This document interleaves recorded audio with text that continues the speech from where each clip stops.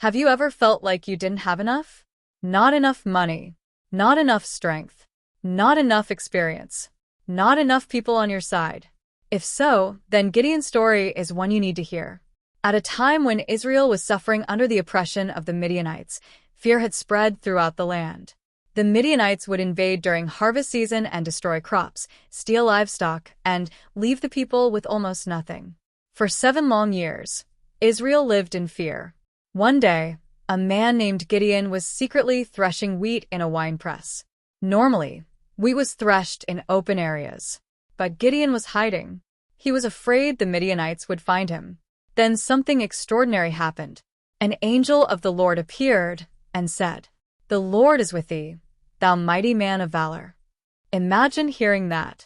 Gideon didn't feel mighty. He didn't feel brave. He felt weak, confused, unqualified. Gideon answered, "My family is poor, and I am the least in my father's house." But God saw something Gideon could not yet see. God wasn't looking at who Gideon was. He was looking at who Gideon could become. God called Gideon to deliver Israel from the Midianites. Eventually, Gideon gathered an army. 32,000 men answered the call. It sounded impressive. But then God said something surprising. "The people that are with thee are too many." Too many?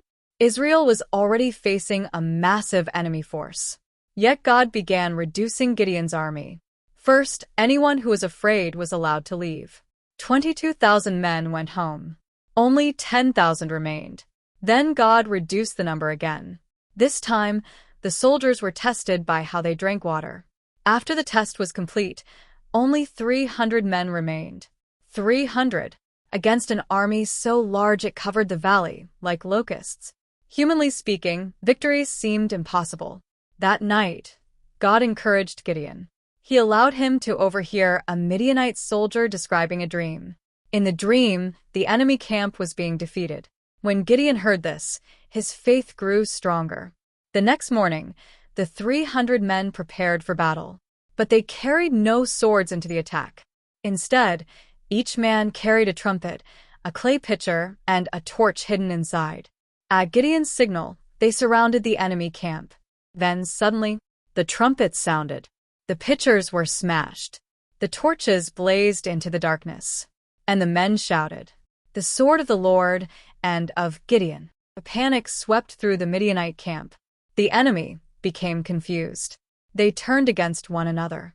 And God delivered Israel through just 300 men. Not because they were strong, not because they were many, but because God was with them. This story reminds us that victory does not always come from having more resources, more talent, or more support. Sometimes God uses small numbers and unlikely people so that everyone can see His power. So take a moment today and think about this.